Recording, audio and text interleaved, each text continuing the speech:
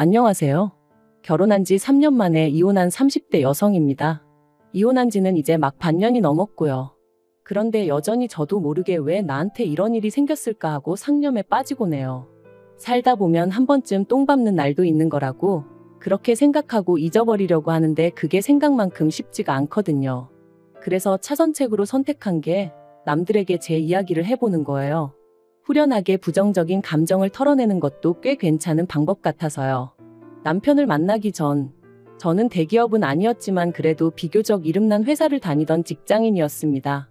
커리어에 대한 욕심이 있다 보니 주변은 둘러보지 않고 오로지 경주마처럼 앞만 보고 달리는 사람이었고요. 그리고 그렇다 보니 결혼은커녕 연애 한번 제대로 해보지 못하고 어느새 30을 넘겼는데 그럼에도 불구하고 급하다는 생각은 안 들대요.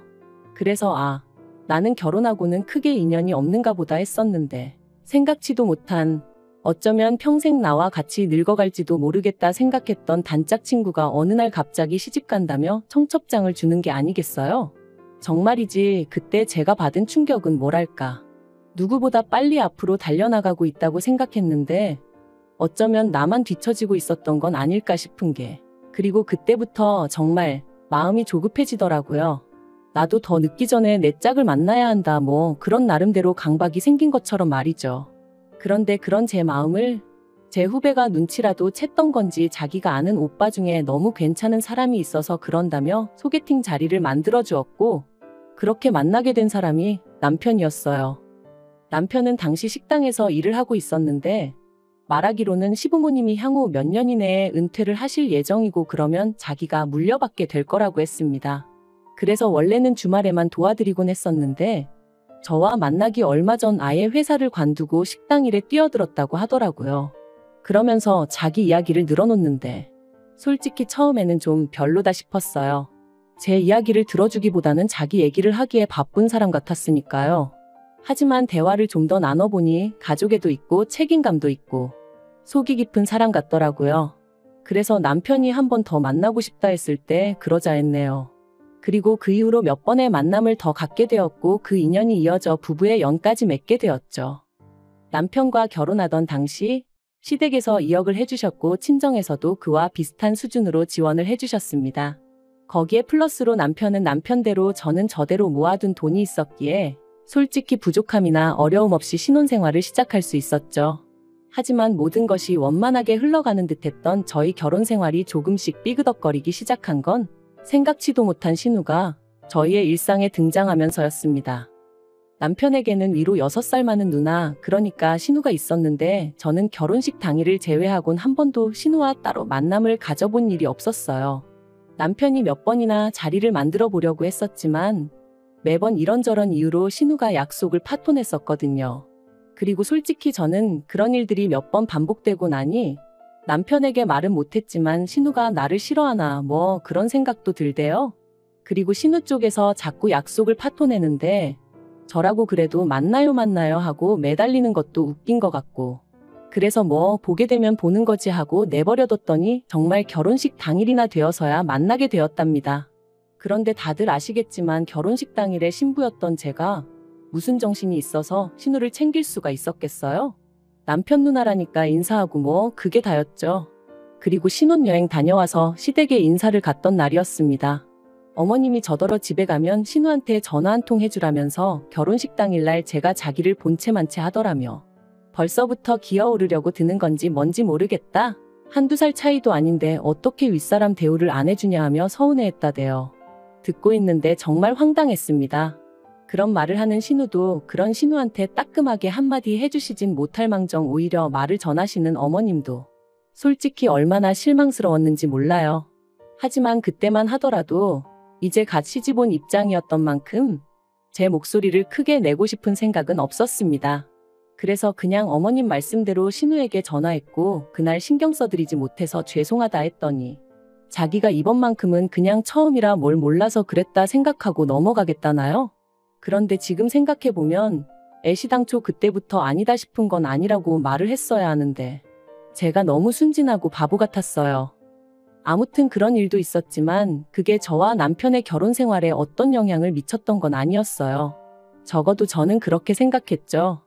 하지만 결혼하고 1년쯤 됐을 땐가 신우가 시부모님 댁으로 들어간다고 하더라고요. 그런데 시매부랑 다 같이 들어가는 게 아니라 신우만 시조카를 데리고 들어간다는데 혹시 무슨 일이라도 있는 거냐는 제 질문에 남편은 그런 건 아니고 시매부한테 일이 있어서 당분간 떨어져 지내게 되었다면서 제가 신경 쓸 일이 아니라고 말 그대로 쓸데없는 관심 갖지 말라는 식으로 말을 하는 거예요. 그리고 저희 남편이 저한테 그런 식으로 말을 한 적이 거의 없었거든요. 그래서 좀 놀라기도 했고 어떤 의미로는 정말 더 신경이 쓰이대요. 저한테 꼭 뭘 감추는 것 같았으니까요. 그리고 아니나 다를까 역시나 거기엔 저만 모르던 비밀이 있었어요. 바로 신우의 이혼 소식이었죠. 그리고 그 이혼의 이유가 시매부의 바람이라는 걸 알게 되었을 땐 제가 개인적으로 신우를 어떻게 생각하는지 그걸 떠나서 그냥 신우가 안 됐더라고요. 그리고 그 과정에서 알게 된 게 신우가 시매부랑 결혼하게 된 것도 시매부가 결혼해달라고 열렬히 신우를 쫓아다니고 뭐 그랬던 게 아니라 두 사람이 술 먹다 하룻밤을 같이 보냈는데 신우가 그만 임신을 했었다대요. 그래서 저희 시부모님이 시매부의 부모님더러 내 딸 인생 책임지라며 난리를 쳐서 결국 결혼을 시켰다는데 그 이야기를 듣고 나니까 그동안 어째서 그 두 사람 사이가 제 눈에는 그렇게 위태로워 보였는지 조금은 납득이 가더라고요. 시매부가 신우를 보는 눈에는 애정이 없었거든요. 심지어 명절이나 시부모님 생신처럼 온 가족이 모인 자리에서 무식하다 교양 없다 해가며 대놓고 무시하기도 일쑤였고 아무튼 그런 두 사람이었으니 이혼 소리가 나왔을 때 놀라지 않았던 건 결코 저뿐만은 아니었을 겁니다. 매달 양육비 60만 원씩 받는 조건에 재산이랄 게 없어서 신우 앞으로 떨어진 것도 없었고 그나마 위자료로 700만 원인가 받았다는데 들으면 들을수록 신우가 참으로 짠하대요. 그리고 상황이 그랬으니 시부모님께서 신우더러 시조카를 데리고 집으로 들어오라 하신 거였고요. 그런데 솔직히 여기까지야. 시부모님이 당신들 딸 챙기겠다는데 제가 무슨 말을 할 수 있었겠어요? 저희 친정부모님이라도 그러셨을 테고요. 하지만 제가 이해할 수 없는 건 남편이 보여준 태도였어요. 남편이 도대체 어디서 뭘 듣고 왔는지 자기가 시매부의 역할 그러니까 시조카 아빠 역할을 자처하기 시작했거든요. 남편은 일주일에 6일을 식당에서 일했고 저는 다른 직장인들과 마찬가지로 평일에 일하고 주말에 쉬는 스케줄이었다 보니 저희가 같이 쉬는 날은 일요일 하루가 전부였어요. 그래서 일요일이면 저희는 늘 어디로든 떠났습니다. 서울 근교로 드라이브를 떠나기도 했고 때로는 서울 시내에서 유명한 식당이나 카페를 돌아다니며 연애할 때와 별반 다르지 않은 시간을 보냈죠.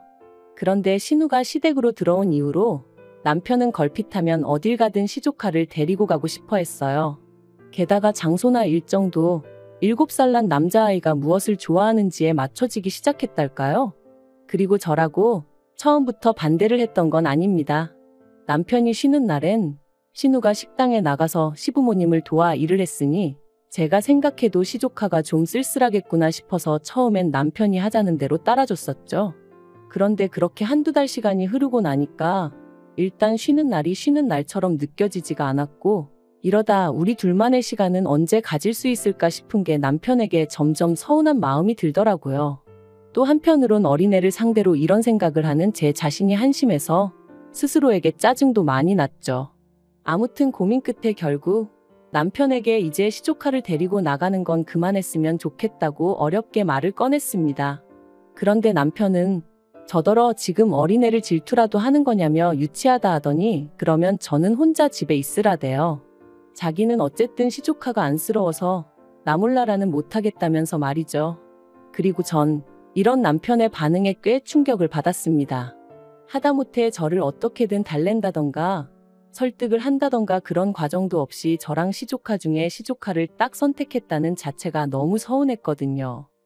그리고 그날 이후로 정말 저는 혼자 집에 남았고 남편은 시조카를 데리고 나가더군요.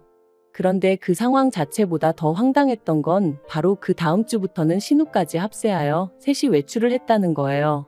사실 신우가 일을 하니까 시조카 혼자 있게 하기가 뭐해서 남편이 데리고 다녀도 뭐라고 안 했던 건데 남편이랑 시조카 그리고 신우까지 누가 보면 셋이서 한 가족인 줄 알게끔 그렇게 주말마다 나가니 어처구니가 없더라고요. 그래서 남편한테 이제 보니 신우도 쉬는 거고 그럼 신우가 시조카를 챙기면 되는 거지 당신까지 같이 나갈 필요가 있냐니까. 여자 혼자 애 데리고 다니면 사람들이 무시한대요. 그리고 신우가 지금 심리적으로 많이 위축되어 있기 때문에 남자인 자기가 옆에서 같이 다녀줘야 안심을 한다나요? 정말이지 듣는데 기도 안 차더라고요. 제가 남편더러 말도 안 되는 소리 좀 하지 말라고 했어요. 삼촌으로서 조카 챙겨주고 동생으로서 누나 챙겨주고 그러고 싶은 마음은 알겠지만 남편 역할부터나 제발 좀 똑바로 하란 말과 함께요. 그런데 이 이야기가 어머님 귀에 들어갔고 저는 정말 말 그대로 호되게 욕을 먹었습니다. 어머님께서 저더러 왜 이렇게 신보가 못돼 먹었냐면서 남매 사이를 갈라놓으려고 하는 거냐며 정말 실망이라셨거든요. 그래서 제가 어머님한테 제 입장도 이해를 좀 해달라고 하소연을 했습니다. 남편이 식당일 마무리하고 집에 오면 11시고 그럼 저희는 1시간도 채 같이 보내지 못한다. 그러다 만나는 게 일요일인데 언젠가부터 신우랑 시조카까지 남편이 챙긴다고더니 정작 부부로서 저희가 같이 함께 보낼 시간이 없다. 어머님도 여자고 아내이시면서 이런 제 마음은 왜 이해를 못 해주시냐. 그리고 저는 솔직히 제가 이렇게까지 이야기를 하면 어머님이 미안하다. 내가 미처 거기까진 생각을 못했다. 내가 네 신우고 네 남편이고 알아듣게 잘 이야기해보겠다. 뭐 이런 식으로 나와주실 줄 알았어요. 그런데 제가 드라마를 너무 많이 봤던 걸까요? 아니면 이상과 현실을 구분 못하는 바보 천치였던 걸까요? 어머님이 보여주신 반응은 제 예상과는 완전히 달랐습니다. 저더러 나는 여자고 아내고 그런 건 모르겠고 내 새끼들이 가깝게 지내는 게 좋다. 누구건 간에 내 딸한테 상처 주는 꼴 이제는 못 본다. 그게 내 며느리라고 해도 나는 용서 못한다. 도무지 대화가 통하지 않는다는 게 이런 거구나 싶었어요. 그래서 어머님 뜻 잘 알겠다고 그러고 집으로 돌아왔습니다. 집에 돌아와 곰곰이 생각을 해봤는데 도무지 감당을 못하겠더군요. 막말로 신우가 재혼을 하지 않는 한 언제까지라도 이런 생활이 이어질 것만 같았고 그럼 도대체 우리 애는 언제 갔지? 그런 생각도 들고 설령 제가 애를 낳는다고 한들 우리 애가 시조카한테 치이지 말란 법이 있나 싶기도 하고 생각할수록 말 그대로 머리가 터질 것처럼 아팠어요. 그리고 그렇게 며칠 동안 어디다 말도 못하고 혼자 끙끙 앓다가 결국 남편에게 헤어지자 했습니다. 당신이 그렇게 가족을 끔찍히 생각하는 줄 몰랐다고. 그런데 나는 아직 당신에게 진짜 가족이 아닌가 보다고. 그러니 내가 빠져주겠다 했어요. 그런데 남편이 그제서야 자기가 평생 신우나 시조카 뒷바라지를 하겠다는 것도 아닌데 왜 이렇게 예민하게 반응하냐며 신우가 불쌍하지도 않냐? 조금만 참아라 그러더라고요. 죽어도 서운했냐 미안하다 그런 말은 안 하고. 그래서 그냥 아니라고 원 없이 챙겨주라 했어요. 솔직히 언젠가부턴 신우가 본처 같고 제가 첩 같은 기분까지 들어서 더는 신경 쓰기도 싫고 여러 가지로 마음이 떠났던 것 같아요. 그런데 남편은 마지막까지도 네가 이런 식으로 나오면 우리 누나가 얼마나 불편하겠냐. 가뜩이나 힘든 사람 더 힘들게 해야겠냐.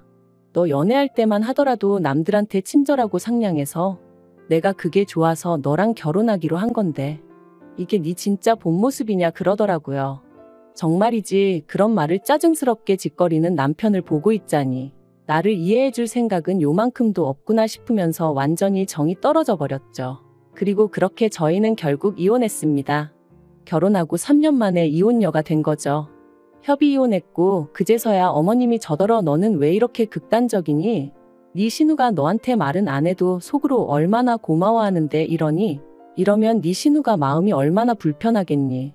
그런데 제가 마음을 바꾸질 않으니 이번엔 어머님께선 기어이 내 아들을 이혼남을 만드냐며 저를 가만 안 두겠다 하셨는데 정말이지 그 과정에서 제가 들은 말들은 다시 떠올리기도 싫을 만큼 잔인하고 수준 없고 무식하기 짝이 없었네요. 그래도 뭐 결국 이렇게 남남이 되었습니다. 그리고 지금도 제 선택에 저는 요만큼의 후회도 없어요. 오히려 자유롭게 사람들도 만나고 주말에 늘어지게 잠도 자고 무엇보다 신경 쓰이게 하는 거지 같은 것들이 주변에 없으니 살맛 나는 요즘이랍니다. 한편 이혼 후 남편은 시댁에 들어갔어요. 그러니까 마침내 시댁은 온 식구들이 다시 모이게 된 거죠. 그리고 이건 좀 쓸데없는 소리 같은데 결혼했다가 돌아온 두 자식들을 보고 계신 어머님 아버님은 이제 어떤 기분이실까요?